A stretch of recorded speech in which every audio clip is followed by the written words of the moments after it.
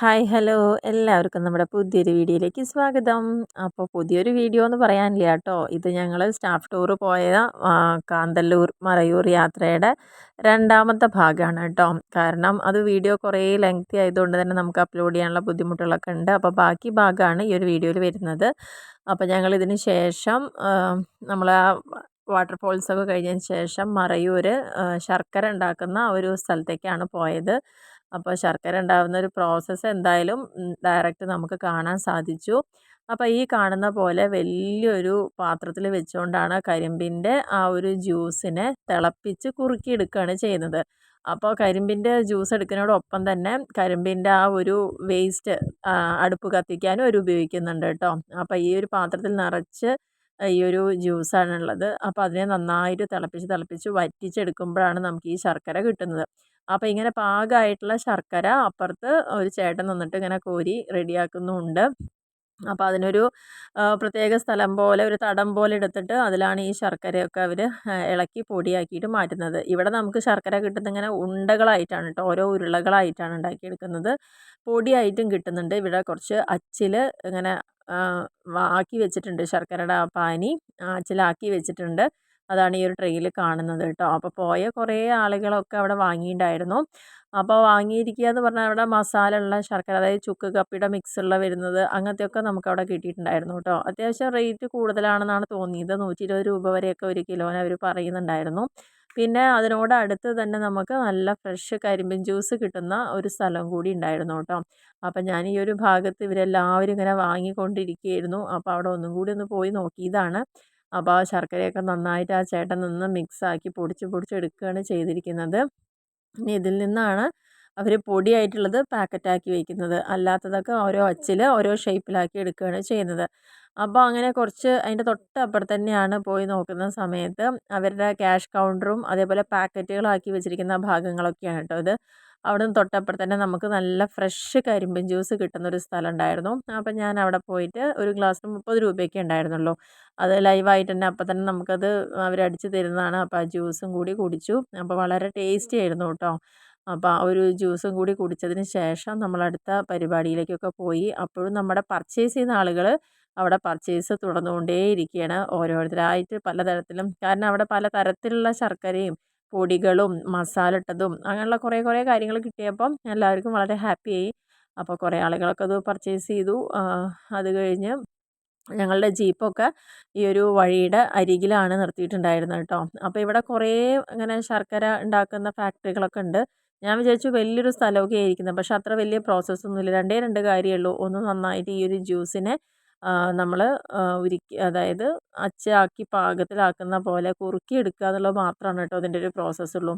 അപ്പോൾ ഞാൻ വിചാരിച്ചത് വലിയൊരു ഓഫീസും കാര്യമൊക്കെ ആയിട്ട് അങ്ങനെയൊക്കെ ഫാക്ടറിയൊക്കെ ആയിട്ടായിരിക്കുന്നുണ്ടായിരുന്നത്. പക്ഷേ വളരെ സിമ്പിളായിരുന്നു. നിങ്ങൾ കണ്ടല്ലോ, ആകെ നമുക്ക് അടുപ്പ് കത്തിച്ചുകൊണ്ട് അതിനൊന്ന് ആക്കിയെടുക്കുക. അതായത് ഇതൊക്കെയാണ് കേട്ടോ പലതരത്തിലുള്ള അവർ വിൽക്കാൻ വേണ്ടിയിട്ട് വെച്ചിട്ടുള്ളത്. അപ്പോൾ പാക്കറ്റുകളാക്കി വെച്ചിട്ടുണ്ട്. നമുക്ക് എത്രയാണ് വേണ്ടത് വെച്ചാൽ അവർ അതിനനുസരിച്ചിട്ട് ആക്കി തരും. അപ്പോൾ നേരത്തെ പോയിരുന്ന ഒരു ടീം മൊത്തം ഓരോ തരത്തിലുള്ളതും അതിൻ്റെ ക്വാളിറ്റി കൂടിയതും കുറഞ്ഞതും അതേപോലെ തന്നെ പൊടിയായതും ഉണ്ട ശർക്കരയും അങ്ങനെയൊക്കെ ഉണ്ട് കേട്ടോ. അപ്പോൾ ഇതൊക്കെ പലതരം ഐറ്റംസാണ്. അപ്പോൾ ഞാൻ അതും കൂടി ഒന്നിങ്ങനെ കവർ ചെയ്തു എന്ന് മാത്രമേ ഉള്ളൂ. അപ്പോൾ അതിൻ്റെ അടുത്ത് തന്നെ നമ്മൾ കാറ്റാടി വിൽപ്പനയ്ക്ക് ഒരു ചേട്ടൻ നിൽക്കണമായിരുന്നു. അത് നല്ല രസം തോന്നി കാറ്റാടി. അപ്പോൾ അങ്ങനെ കുറച്ച് ആളുകൾ പർച്ചേസൊക്കെ കഴിഞ്ഞ് മെല്ലെ നമ്മുടെ ജീപ്പിലോട്ട് കയറുകയാണ്. അപ്പം ഇനി ഇത് കഴിഞ്ഞിട്ട് വേണം നമുക്ക് ഉച്ചഭക്ഷണം കഴിക്കാൻ. ഏകദേശം 4 മണി സമയമായിട്ടോ, പക്ഷേ വിശപ്പൊന്നും നമ്മൾ അറിഞ്ഞതേ ഇല്ല. ഒരു 1.5 കിലോമീറ്റർ അങ്ങോട്ടും ഇങ്ങോട്ടുള്ള ആ ഒരു കീഴത്തൂർ വാട്ടർഫോൾസിലെ യാത്ര കഴിഞ്ഞിട്ട് പോലും നമുക്കൊരു വിശപ്പോ ദാഹമോ ക്ഷീണമോ ഒന്നും ഉണ്ടായിരുന്നില്ല. അപ്പോൾ ഏകദേശം ഒരു 4-4:30 കൂടിയാണ് ഞങ്ങൾ ഉച്ചഭക്ഷണം കഴിക്കാൻ വേണ്ടി നമ്മുടെ പഴയ ആദ്യം കാണിച്ചിട്ടുണ്ടായിരുന്ന അതേ ഹോട്ടലിലേക്ക് തന്നെയാണ് കേട്ടോ വരുന്നത്. അപ്പോൾ ഉച്ചയ്ക്ക് ഇവിടെ എന്തൊക്കെയാണ് മെനു എന്നൊക്കെ നോക്കാം. എന്തായാലും രാവിലത്തെ ഫുഡൊക്കെ നല്ല അടിപൊളി ഫുഡ് തന്നെയായിരുന്നു. അപ്പോൾ ഉച്ചയ്ക്ക് എന്തായാലും മോശമാവാൻ വഴിയില്ല. അപ്പോൾ ഞങ്ങളെല്ലാവരും കൂടിയിട്ട് നമ്മുടെ ഹോട്ടലിൽ എത്തിയിട്ടുണ്ട്. അപ്പോൾ ഇന്നത്തെ ഇവിടെ സ്പെഷ്യൽ എന്ന് പറയുന്നത് നല്ല അടിപൊളി ചിക്കൻ ബിരിയാണി ആയിരുന്നു കേട്ടോ. അപ്പോൾ അത് ചിക്കൻ കറി വേറെ ആയിട്ടും അതുപോലെ തന്നെ റൈസ് വേറെ ആയിട്ടും ഉള്ളത്. പിന്നെ അതിന് സലാഡും പിന്നെ അച്ചാറും ഒക്കെ ഉണ്ടായിരുന്നു. അപ്പോൾ എല്ലാവരും ഇങ്ങനെ ഓരോ പ്ലേറ്റൊക്കെ എടുത്ത് ആക്കി എല്ലാവരും വേഗം കഴിച്ചു തുടങ്ങി. ഇനി വേണം അടുത്ത സ്ഥലത്തേക്ക് പോകാൻ വേണ്ടി. അപ്പോൾ ഇനി ഇവിടുന്ന് ഒരു സാഹസികമായ യാത്രയാണ്, ഓഫ് റോഡാണ്. ഞങ്ങൾ ട്രെക്കിങ്ങിന് പോവുകയാണ്. അപ്പോൾ അത് വളരെ ഡേഞ്ചർ ആയിട്ടുള്ളൊരു സംഭവമായിരുന്നു. ഡേഞ്ചർ എന്ന് പറഞ്ഞു കഴിഞ്ഞാൽ എനിക്ക് വീഡിയോ എടുക്കണം എന്നൊക്കെ ഉണ്ടായിരുന്നു. പക്ഷെ നമുക്ക് ഒരു തരത്തിലും സാധിക്കില്ല. കാരണം ഇവിടുന്ന് കുറച്ച് റോഡ് പോലത്തെ സ്ഥലമാട്ടോ. അവിടുന്ന് അങ്ങനെ വിട്ട് കഴിഞ്ഞാൽ പിന്നെ കംപ്ലീറ്റ് പാറകളും കല്ലുകളും അങ്ങനെയൊക്കെയുള്ള സ്ഥലത്ത് കൂടിയാണ് ജീപ്പ് പോകുന്നത്. അപ്പോൾ വളരെ സാഹസികമായി തന്നെ ആ ഡ്രൈവർ ചേട്ടന്മാർ ഞങ്ങളെ ആ സ്ഥലത്തേക്ക് എത്തിച്ചു. അപ്പോൾ നമ്മുടെ ഈ യാത്ര എത്തിച്ചേരുന്നത് നമ്മുടെ മുരുകൻ മല, അതായത് മുനിയറ എന്ന് പറഞ്ഞ ആ ഒരു സ്പോട്ടാണ്. 2 സ്പോട്ടും ഇവിടെ തന്നെയാണ്. ഈ ഒരു മല കംപ്ലീറ്റ് ആയിട്ടാണ് പറയുന്നത് മുരുകൻ മല എന്ന് പറയുന്നത്. പിന്നെ ഇവിടെ നമുക്ക് പറയാനുള്ള ഒരു സ്പോട്ട് എന്ന് പറഞ്ഞാൽ ഈ ഇങ്ങനെ ഇത് റൗണ്ട് ചെയ്തിട്ടുണ്ട് ഞാൻ കാണിക്കേണ്ടത്. ഒരുപാട് ആളുകൾ ജീപ്പിൽ ഇവിടെ വന്ന് നിൽക്കുന്നുണ്ടായിരുന്നു കേട്ടോ, പല ഭാഗത്തു നിന്നുള്ളവരൊക്കെ. ഈ ഒരു ലൈറ്റ് കാണുന്ന ഒരു ഭാഗമാണ് അത്ര മുനിയറ എന്ന് പറയുന്നത്. ഇവിടെ ഒരു ലേഡി ഇങ്ങനെ എന്തൊക്കെയോ സാധനങ്ങൾ വിൽക്കാൻ വേണ്ടിയിട്ട് അവിടെ ഇരിക്കുന്നുണ്ട്. പിന്നെ 360 ക്യാമറയുടെ ഒരു സംഭവവും ഇവിടെ നടക്കുന്നുണ്ടായിരുന്നു കേട്ടോ. അപ്പോൾ അതൊന്നും നമ്മൾ നോക്കിയില്ല. ഞങ്ങൾ അപ്പുറത്തും ഇപ്പുറത്തൊക്കെ പോയി കുറേ ഫോട്ടോഷൂട്ടും റീൽസും ഞങ്ങളുടെ ആ പതിവ് പരിപാടികളൊക്കെ തുടർന്നുകൊണ്ടേ ഇരിക്കുകയായിരുന്നു. പക്ഷേ നല്ല അടിപൊളി സ്ഥലമാണ് കേട്ടോ. കുറേ നേരം നമുക്കിവിടെ സ്പെൻഡ് ചെയ്യണം എന്നൊക്കെ ഉണ്ടായിരുന്നു. പക്ഷേ നമ്മുടെ കുറച്ച് സമയം അവിടെ ഇവിടെയൊക്കെ പോയി എല്ലാവരും ഇങ്ങനെയൊക്കെ നിന്നിട്ട് അപ്പോൾ നമുക്ക് അധികം സമയമൊന്നും കിട്ടിയില്ല. കുറച്ച് സമയം മാത്രമേ ഇവിടെ കിട്ടിയുള്ളൂ. അപ്പോൾ ഈ ഒരു പയ്യൻ ഇവിടെ നിന്നിട്ട് ഇങ്ങനെ അവരുടെ ഫോട്ടോസ് എടുത്തുകൊണ്ടിരിക്കുകയാണ് കേട്ടോ. അപ്പോൾ അത് കണ്ടപ്പോൾ നല്ലൊരു കൗതുകം തോന്നി. അപ്പോൾ ഞാനും അങ്ങനെ കുറച്ച് നേരം നോക്കി നിന്നു. പിന്നെ ഈ ഒരു സ്പോട്ടിനെ കുറിച്ച് പറയുകയാണെങ്കിൽ അതായത് പണ്ടത്തെ ആളുകൾ അവരുടെ പാത്രങ്ങൾ സാധനങ്ങൾ അതോടുകൂടി തന്നെ ഓരോ കല്ലറകളിൽ അല്ലെങ്കിൽ ഒരു ഗുഹ പോലത്തുള്ള സ്ഥലത്ത് ഒന്നിച്ച് അതിൻ്റെ മുകളിൽ തന്നെ അവരുടേതായ സാധനങ്ങളൊക്കെ വെച്ചുകൊണ്ട് അടക്കം ചെയ്യുന്ന പോലെ ഒരു സിസ്റ്റം തന്നെയാണ്. പാറ കല്ലുകൾ കൊണ്ട് അതിനെ മൂടി മൂടി വെക്കുന്നത്. അപ്പോൾ ഇതൊക്കെയാണ് അതിൽ കാണാനുള്ളത്. അപ്പോൾ കാണാൻ മാത്രം നമുക്കൊന്നുമില്ല. ഇവിടെ കമ്പിവേലി കെട്ടിയിട്ട് ഒന്ന് തിരിച്ചിട്ടുണ്ട്, അത്ര മാത്രമേ ഉള്ളൂ. 2-3 സ്പോട്ട് അങ്ങനെ ഉണ്ട്, അത്രയേ ഉള്ളൂ ഈ മുനിയറ. ഞാൻ വിചാരിച്ചത് വല്ല മഹർഷിമാർ തപസ് ചെയ്തിട്ട് ഉള്ള ഗുഹയോ അറയോ അങ്ങനെ എന്തെങ്കിലുമൊക്കെ ആയിരിക്കുന്നുള്ളത്. പക്ഷെ അവിടെ പോയപ്പോഴാണ് അറിഞ്ഞത്. എനിക്ക് തോന്നുന്നു അങ്ങനെ ഐസ് എന്താ പറയുക, ഐസ് പോവാത്ത ആളുകളുണ്ടാവുമല്ലോ, അവരെയൊക്കെ പണ്ട് നമ്മൾ നന്നങ്ങാടി വെക്കുക എന്നൊക്കെ പറയില്ലേ, അങ്ങനെ ഒരു സംഭവമാണെന്നാണ് എനിക്ക് തോന്നിയത്. അപ്പോൾ ഇവിടെയൊക്കെ അത് അങ്ങനെ 2-3 സ്പോട്ടാണ് ഈ മലയുടെ മുകളിലുള്ളത് കേട്ടോ. പക്ഷേ അത് നമുക്ക് കാണാനൊന്നും പറ്റില്ല. അങ്ങനെ ജസ്റ്റ് ഒന്ന് കമ്പിവേലി കെട്ടി ഒന്ന് തിരിച്ച് വെച്ചിട്ടുണ്ടെന്ന് മാത്രം. ഇവിടെ അങ്ങനെ 2-3 സ്ഥലം ഉണ്ടെന്ന് മാത്രമേ ഉള്ളൂ. പക്ഷേ നല്ലൊരു അപാര യാത്ര തന്നെയായിരുന്നു. പറയാതെ വയ്യ. ജീവനും കയ്യിൽ പിടിച്ചിട്ടുള്ള ഒരു യാത്രയായിരുന്നു. അതുകൊണ്ട് ഫോണൊന്നും ഇവിടെ ആ ഒരു ഓഫ് റോഡൊന്നും നമുക്ക് എടുക്കാൻ പറ്റിയതേ ഇല്ല. കാരണം എന്താ വെച്ചാൽ അത്രയ്ക്ക് എന്താ പറയുക, തിരിഞ്ഞും മറിഞ്ഞും ഒക്കെയുള്ള യാത്രയായിരുന്നു. അപ്പോൾ 2 കൈയും ജീപ്പിൻ്റെ കമ്പിയിൽ മുറുക്കെ പിടിച്ച് കണ്ണടച്ച് കാത്തോളേ ദൈവമേ എന്ന് പറഞ്ഞിട്ട് ഒരൊറ്റ വരവായിരുന്നു വന്നിട്ടുണ്ടായിരുന്നത്. കാരണം ജീപ്പ് ഇങ്ങനെ ചെരിയും മറിയും. അപ്പോൾ ആ ചേട്ടന്മാർ ചോദിച്ചു, നിങ്ങൾക്ക് ആർക്കെങ്കിലും പേടിയുള്ളവരുണ്ടോ, പേടിയുള്ളവരുണ്ടെങ്കിൽ ഇപ്പോൾ പറയണം എന്നൊക്കെ പറഞ്ഞു. ഞങ്ങൾക്ക് ഒരു പേടിയില്ല പറഞ്ഞു. പക്ഷേ ഞങ്ങൾ നല്ല എന്താ പറയുക എൻജോയ് ചെയ്തു. ഒപ്പം തന്നെ ഭയങ്കര ടെൻഷൻ അടിച്ചിട്ട് ഞങ്ങളിവിടെ എത്തിയത്. ഒരു 10 മിനിറ്റ് ഉണ്ടാവും ഏകദേശം അതുപോലത്തെ ഒരു യാത്ര എന്ന് പറയുന്നത്. പക്ഷേ അതൊക്കെ കഴിഞ്ഞ് ഇവിടെ എത്തുമ്പം നല്ലൊരു രസമാണ്. കാരണം ഇതിൻ്റെ മുകളിൽ ഏറ്റവും ടോപ്പിൽ നിന്ന് കഴിഞ്ഞാൽ താഴ്ഭാഗമൊക്കെ കാണാൻ പറ്റും. അപ്പോൾ ഞങ്ങൾ അവിടുന്ന് ഒരു ഗ്രൂപ്പ് ഫോട്ടോ ഒക്കെ എടുത്തു എല്ലാവരും കൂടിയിട്ട്. പിന്നെ ഞങ്ങൾ അവിടുന്ന് നേരെ ചെന്നത് അടുത്ത ഇരച്ചിൽപ്പാറ എന്ന് പറഞ്ഞിട്ടുള്ളൊരു വാട്ടർഫോൾ ആയിരുന്നു കേട്ടോ. അത് പിന്നെ നടക്കാനൊന്നുമില്ല, നേരെ അവിടെ തന്നെ ആ ജീപ്പിൽ വന്നിട്ട് റോഡ് സൈഡ് തന്നെ ഉള്ളൊരു വെള്ളച്ചാട്ടമാണ്. അപ്പോൾ അതുകൊണ്ട് എല്ലാവർക്കും കാണാനും അടുത്തേക്ക് പോകാനും ഒക്കെ പറ്റി. പക്ഷേ ആദ്യത്തെ വാട്ടർഫോൾസൊക്കെ ഒരു 1.5 കിലോമീറ്റർ നടക്കാനും അങ്ങനത്തെ വഴിയൊക്കെ ആയതുകൊണ്ട് കുറച്ച് പേരൊന്നും അങ്ങോട്ട് വന്നിട്ടുണ്ടായിരുന്നില്ല. അപ്പോൾ ഇത് പിന്നെ റോഡ് സൈഡ് തന്നെ ആയതുകൊണ്ട് എല്ലാവർക്കും കാണാനും അതുപോലെ തന്നെ വാട്ടർഫോൾസ് നനയാനും ഒക്കെ സാധിച്ചു. ഇത്രയേ ഉള്ളൂ കേട്ടോ. ഈ കാണുന്ന ഈ ഒരു റോഡും ഈ ഒരു സൈഡിൽ കുറേ മലകളും അതേപോലെ തന്നെ അരുവികളും ഒക്കെ ഉള്ളൊരു പോർഷനാണ്. അതിൻ്റെ ഇടത് ഭാഗത്തായിട്ടാണ് നമ്മുടെ എരച്ചിൽപ്പാറ വാട്ടർഫോൾസ് വരുന്നത്. അപ്പോൾ ഇതൊക്കെയാണ് ഈ ഒരു വാട്ടർഫോൾസിനെ കുറിച്ച് പറയാനുള്ളത്.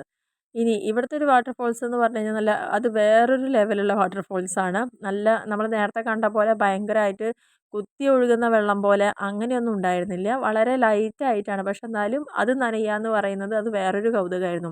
പക്ഷേ ഞങ്ങൾക്ക് ആർക്കും അറിയണ്ടായിരുന്നില്ല ഇവിടെ വന്നാലും നമുക്കിങ്ങനെ വെള്ളം നനയാൻ പറ്റുന്നൊരു സ്ഥലമാണെന്നൊക്കെ. അപ്പോൾ ഓൾറെഡി അവിടെ കുറേ വെള്ളം നനഞ്ഞ ആളുകളൊക്കെ പിന്നെ ഡ്രസ്സൊന്നും ചേഞ്ച് ചെയ്യാൻ വേറെ എടുത്തിട്ടുണ്ടായിരുന്നില്ല. പക്ഷേ ഇത് നല്ലൊരു അനുഭവം തന്നെയായിരുന്നു കേട്ടോ. അപ്പോൾ ഇവിടെ കുറച്ച് ഞാനിങ്ങനെ സൂം ചെയ്ത് എടുത്തിരിക്കുകയാണ്. അതിൻ്റെ റൈറ്റ് സൈഡിലുള്ള റോഡിൻ്റെ മറ്റേ ഭാഗത്തുള്ള ഈ മലകളും പുഴകളും ഇങ്ങനെ ആറുകളും ഒക്കെ ഇങ്ങനെ ഇറങ്ങി വരുന്നതൊക്കെ ഇങ്ങനെ കാണാൻ പറ്റും കേട്ടോ. നല്ല രീതിയിൽ തന്നെ അത് ഒലിച്ച് ഇങ്ങനെ ഇറങ്ങുന്നത് നമുക്ക് കാണാൻ പറ്റും. അത് നല്ലൊരു മനോഹരമായ കാഴ്ച തന്നെയാണ്. ഒപ്പം തന്നെ നല്ല ഭംഗിയുള്ള മലനിരകളും പച്ചപ്പും ഒക്കെ നല്ല അടിപൊളിയാണ്. അപ്പോൾ ഞാനിപ്പോൾ ഇത്രയും നേരം റോഡിൻ്റെ ഒരു സൈഡ് മാത്രമാണ് കാണിച്ചത്. ഇതാണ് കേട്ടോ മറ്റേ സൈഡ് എന്ന് പറയുന്നത്. നല്ല മോളിൽ നിന്ന് പാറയിൽ നിന്നാണ് വെള്ളം വരുന്നത്. പക്ഷെ അത് വല്ലാതെ ഫോഴ്സിലോ അങ്ങനെയൊന്നും അല്ല. അപ്പോൾ അവിടെ നല്ല അടിപൊളിയായിട്ട് നിന്ന് നനയാൻ പറ്റിയൊരു സ്ഥലം തന്നെയാണ്. പക്ഷേ ഇവിടെയൊക്കെ പ്രശ്നം എന്താണെന്ന് വെച്ച് കഴിഞ്ഞാൽ നമുക്ക് ഡ്രസ്സ് ചേഞ്ച് ചെയ്യാനുള്ളൊരു സ്ഥലം ഇല്ല എന്നുള്ളതാണ്. അപ്പോൾ അതുകൊണ്ട് ആ ഒരു ബുദ്ധിമുട്ട് നമുക്കിവിടെ ഫീൽ ചെയ്തു. അപ്പോൾ അതുകൊണ്ട് ഇവിടെ ആരും നനയാൻ നിന്നില്ല. കാരണം ഒരു വട്ടം നനഞ്ഞ ആളുകൾക്ക് ഇനി ഡ്രസ്സ് ചേഞ്ച് ചെയ്യാത്തോളം നനയാൻ നിന്നില്ല. അപ്പോൾ ഇതൊക്കെയാണ് ഈ ഒരു വെള്ളച്ചാട്ടത്തിൻ്റെ ലെവലെന്ന് പറയുന്നത്. അപ്പോൾ ഇതിൽ കുറേ പേര് ജെൻസൊക്കെ കുറച്ച് പേരൊക്കെ ഒന്ന് അവിടെ കയറി കുളിച്ചിട്ടുണ്ടായിരുന്നു. കുളിക്കാന്ന് പറഞ്ഞാൽ വെള്ളം നനഞ്ഞിട്ടുണ്ടായിരുന്നു അത്ര തന്നെ. പക്ഷേ ലേഡീസൊക്കെ ഓരോ ഭാഗത്ത് നിന്നിട്ട് പല പല ഫോട്ടോഷൂട്ടുകളൊക്കെ എടുക്കുന്ന തിരക്കായിരുന്നു കേട്ടോ. അപ്പോൾ ആരും എന്താണ് ഡയറക്റ്റ് വെള്ളത്തിന് താഴെ വന്നില്ല. പകരം ഓരോ സൈഡിലൊക്കെ നിന്നുകൊണ്ട് പല പോസിലുള്ള ഫോട്ടോസും കാര്യങ്ങളൊക്കെ മതിയാവോളം എടുക്കുമായിരുന്നു. പക്ഷേ ഓരോരുത്തർ ഫോട്ടോസ് സെൻഡ് ചെയ്ത് തരുമ്പോഴാണ് അറിയണ്ടായിരുന്നു ഇത്രയും ഭംഗിയുണ്ടായിരുന്നു എന്ന് ഈ സ്ഥലത്തിനുള്ളത്. നമ്മൾ നേരിട്ട് കാണുമ്പോൾ അത് വേറൊരു ഭംഗി, ഫോട്ടോസിലൂടെ കാണുമ്പോൾ അത് വേറൊരു തരത്തിലൊരു ഭംഗി. അപ്പോൾ അതിൻ്റെ തൊട്ട് താഴെ തന്നെ ഈ ഒഴുകി വരുന്ന വെള്ളമാണ് കേട്ടോ അങ്ങനെ ഇരിക്കുന്നത്. അപ്പോൾ അവിടെ ഇരുന്നിട്ടും കിട്ടുന്ന സമയത്ത് എല്ലാവരും കൂടി നിരന്നിരുന്ന് റോഡ് സൈഡാണ് നോക്കിയത്. ഞങ്ങൾ രണ്ട് സൈഡിലും നിരന്നിരുന്ന് ഫോട്ടോസിന് പോസ് ചെയ്യായിരുന്നു കേട്ടോ.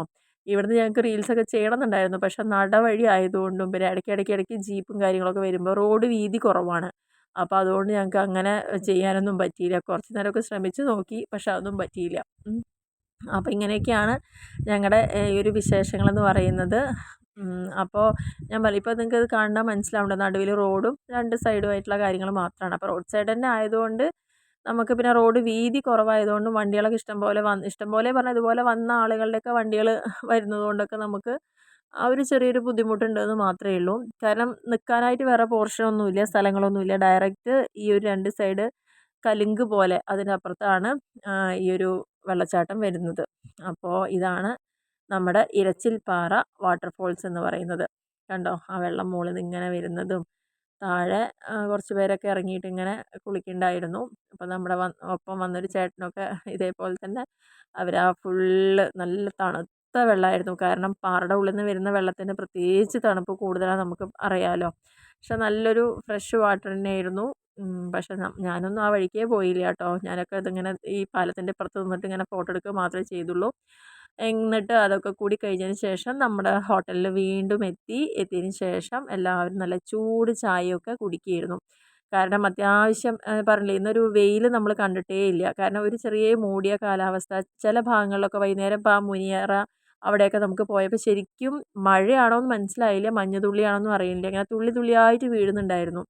അപ്പോൾ ആ ഒരു ക്ലൈമറ്റ് അങ്ങനെയായിരുന്നു ആ ഒരു ഭാഗത്ത്.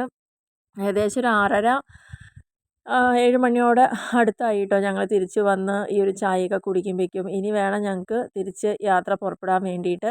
അപ്പോൾ എല്ലാവരും വീണ്ടും ഒന്ന് ഫ്രഷായി സാധനങ്ങളൊക്കെ എടുത്ത് നല്ല ചൂട് ചായ കുടിച്ചുകൊണ്ടിരിക്കുന്നൊരു സമയമായിരുന്നു. ചായയും കടിയൊന്നും ഉണ്ടായിരുന്നില്ല. പിന്നെ കുറേ പേര് ചോക്ലേറ്റും ഫ്രൂട്ട്സും അങ്ങനെയൊക്കെ വാങ്ങാൻ വേണ്ടിയൊക്കെ അപ്പുറം ഇപ്പുറം കടകളിലൊക്കെ പോയി കേട്ടോ. അങ്ങനെ ഞങ്ങൾ യാത്ര തുടർന്ന് നമ്മുടെ പാലക്കാട് ലാൻഡ് ചെയ്തു. പാലക്കാട് എത്തിക്കഴിഞ്ഞപ്പോൾ രാത്രിത്തെ ഭക്ഷണം ഏകദേശം 10:30 മണി 11 മണി ആവാറായിട്ടുണ്ട് കേട്ടോ. അൽറീം മന്തിയിലായിരുന്നു ഞങ്ങൾ പോയത്. അപ്പോൾ പുതിയൊരു കടയാണ് തോന്നുന്നു. ഇവിടെ നമുക്ക് രാത്രി എല്ലാവർക്കും മന്തി റൈസാണ് ഓർഡർ ചെയ്തത്. അൽഫാം മന്തി ആയിരുന്നു ഉണ്ടായിരുന്നത് കേട്ടോ. അപ്പോൾ ഞാൻ ആദ്യമായിട്ട് വരികയാണ് ഈ ഒരു കടയിൽ. അപ്പോൾ ഇതാണ് അതിൻ്റെ ബിൽഡിംഗ് എന്ന് പറയുന്നത്. അത്യാവശ്യം നല്ല തിരക്കുണ്ടായിരുന്നു കേട്ടോ. ഏകദേശം ഒരു 10:45 11 മണിക്കാണ് നമ്മളിവിടെ എത്തുന്നതെങ്കിലും പുറമേയുള്ള ആളുകൾ നമ്മളല്ലാത്ത ബാക്കിയുള്ള ആളുകളെ കൊണ്ട് നന്നായിട്ട് നിറഞ്ഞു നിൽക്കുകയായിരുന്നു ആ ഒരു സ്ഥലം എന്ന് പറയുന്നത്. പിന്നെ നമ്മൾ ഓൾറെഡി പറഞ്ഞു വെച്ചതായതുകൊണ്ടാണ് തോന്നുന്നു വേഗം പിന്നെ നമുക്ക് സ്ഥലമൊക്കെ റെഡിയാക്കി തന്നു അവർ. അങ്ങനെ ഞങ്ങൾ മന്തിക്ക് വേണ്ടിയിട്ടുള്ള വെയിറ്റിംഗ് ആയിരുന്നു. കുറച്ച് നേരം ഒന്ന് വെയിറ്റ് ചെയ്യേണ്ടി വന്നിട്ടുണ്ടായിരുന്നു കേട്ടോ. അപ്പോൾ അങ്ങനെ ഞങ്ങൾ കയ്യൊക്കെ കഴുകി വാഷ്റൂമിലൊക്കെ ഒന്ന് പോയി റെഡി ആകുമ്പോഴേക്കും നമ്മുടെ മന്തി എത്തിയിട്ടുണ്ട്. അപ്പോൾ ഞാൻ കുറച്ച് ഞങ്ങൾ 2-3 സ്ഥലങ്ങളിലായിട്ടാണ് കിട്ടുന്ന സ്ഥലത്താണ് ഇരുന്നത്. അതുകൊണ്ട് ഒരുമിച്ചൊന്നല്ല, പലരും പല ഭാഗത്തായിട്ടൊക്കെ ഇരുന്നു. അപ്പോൾ അങ്ങനെ ഓരോ ടേബിളിൻ്റെ അവിടെ ഞാൻ ജസ്റ്റ് ഒന്ന് പോയിട്ട് ഇങ്ങനെ എടുത്തു എന്ന് മാത്രമേ ഉള്ളൂ. പിന്നെ അത് കഴിഞ്ഞപ്പോൾ ഞങ്ങൾ ഞങ്ങളുടെ ടേബിളിൻ്റെ അവിടെയും എത്തിയിട്ടോ. അപ്പോൾ ഞങ്ങൾ ഇരുന്നത് ഈ ഒരു ഭാഗത്തായിരുന്നു. അപ്പോൾ എല്ലാവരും കഴിച്ചു തുടങ്ങിയിട്ടുണ്ടായിരുന്നു. എല്ലാ സാധനങ്ങളും ഉണ്ടായിരുന്നു. നല്ല അടിപൊളി റൈസ് തന്നെയായിരുന്നു കേട്ടോ. അപ്പോൾ ഇതൊക്കെയാണ്. പിന്നെ നമ്മുടെ ഈ മലനിരകളുടെ മുകളിലുള്ളൊരു വീഡിയോ ഒന്ന് മിസ്സിംഗ് ആയിരുന്നു കേട്ടോ. അപ്പോൾ അതുകൊണ്ട് ഞാനിതിപ്പോൾ ആഡ് ചെയ്തതാണ്. ഏറ്റവും മുകളിൽ നമ്മൾ പോയ മുനിയറ പറഞ്ഞ ഭാഗത്തുള്ള ആ ഒരു മലനിരയും അതേപോലെ തന്നെ പാറക്കെട്ടുകളും അതിൻ്റെ മുകളിലുള്ള ആ ജീപ്പുകളൊക്കെ ഒന്നിങ്ങനെ റൗണ്ട് ചെയ്തെടുത്താണ്. അപ്പോൾ ഞങ്ങൾ പതിവ് തെറ്റിച്ചില്ല. ഇവിടെ ഇരുന്നിട്ട് ഞങ്ങൾ വേഗം ഒന്ന് എല്ലാവരും കൂടി ഒരു ഗ്രൂപ്പ് ഫോട്ടോ ഒക്കെ ഞങ്ങൾ എടുത്തു. അതിന് യാതൊരു കുറവുമില്ല. ഞങ്ങൾ എവിടെയൊക്കെ പോയി അവിടെയൊക്കെ ഒരു 2, 3 സ്ഥലത്തായി നമ്മൾ ഗ്രൂപ്പ് ഫോട്ടോ ഒക്കെ എടുക്കുന്നു കേട്ടോ. പിന്നെ ഞങ്ങളുടെ വകയായിട്ടുള്ള കൂക്കും നിലവിളികളും ഒക്കെ ഉണ്ടായിരുന്നു. ഒരു സംശയവുമില്ല. ഏയ് കൂയി കൂയി എല്ലാം ഉണ്ടായിരുന്നു. അപ്പോൾ ഞങ്ങൾ വന്നത് എല്ലാവരും അറിയണ്ടേ. അപ്പോൾ ആ ഒരു അറിയിക്കലിൻ്റെ ഭാഗമായിട്ടാണ് എവിടെ എവിടെ ഇരുന്നിട്ടാണ് ഗ്രൂപ്പ് ഫോട്ടോ എടുക്കേണ്ടതെന്ന് മനസ്സിലായില്ല. അപ്പോൾ എവിടെ ആരാ പോസ് ചെയ്യണമെന്ന് വെച്ചാൽ എല്ലാവരും കൂടി ആ ഒരു ഭാഗത്ത് വന്ന് നല്ല അടിപൊളിയായിട്ട് ഫോട്ടോസൊക്കെ എടുത്ത് മുന്നോട്ട് പോയിക്കൊണ്ടിരുന്നു. അപ്പോൾ ഇങ്ങനെയൊക്കെയാണ് ഇന്നത്തെ ഒരു ലെവൽ എന്ന് പറയുന്നത്. ആൻഡ് ഫൈനലി ഞങ്ങളുടെ തിരിച്ചു വരവിൽ തീർച്ചയായിട്ടും പാട്ടും കൂത്തൊക്കെ തന്നെ ഉണ്ടായിരുന്നു കേട്ടോ. അപ്പോൾ സാറ് അവസാനം ഇറങ്ങാറായി. 2, 3 പേരൊക്കെ കുറച്ച് ഇടയിൽ തന്നെ ഇറങ്ങുമായിരുന്നു. അപ്പോൾ സാറ് ഇറങ്ങാൻ പോയതിന് മുന്നേ എല്ലാവരോടും നമ്മുടെ ടൂർ അടിപൊളിയാക്കി തന്ന എല്ലാ ആളുകളോടും ഒന്ന് നന്ദി പറയലായിരുന്നു കേട്ടോ. ഈ ഒരു ചടങ്ങെന്ന് പറയുന്നത് നമ്മളെ നല്ല രീതിയിൽ തന്നെ ട്രാവൽ ഏജൻസിയിലത്തെ ആൾക്കാർ ട്രീറ്റ് ചെയ്തിട്ടുണ്ടായിരുന്നു. ഒരു കറക്റ്റായിട്ട് കാര്യങ്ങളൊക്കെ ചെയ്തു. പക്ഷേ ചെറിയൊരു ലാഗ് കൊണ്ടും പിന്നെ എല്ലാവർക്കും നേരത്തെ വീടെത്തണം എന്നുള്ളത് കൊണ്ടും നമുക്ക് ക്യാമ്പ് ഫയർ ഒന്ന് ഒഴിവാക്കിയിട്ടുണ്ടായിരുന്നു. അപ്പോൾ ഇത്രയൊക്കെയാണ് ഞങ്ങളുടെ യാത്രാവിശേഷങ്ങൾ. എല്ലാവരും ഇഷ്ടപ്പെട്ടാൽ ലൈക്ക് ചെയ്യുക, ഷെയർ ചെയ്യുക, കമൻറ്റ് ചെയ്യുക.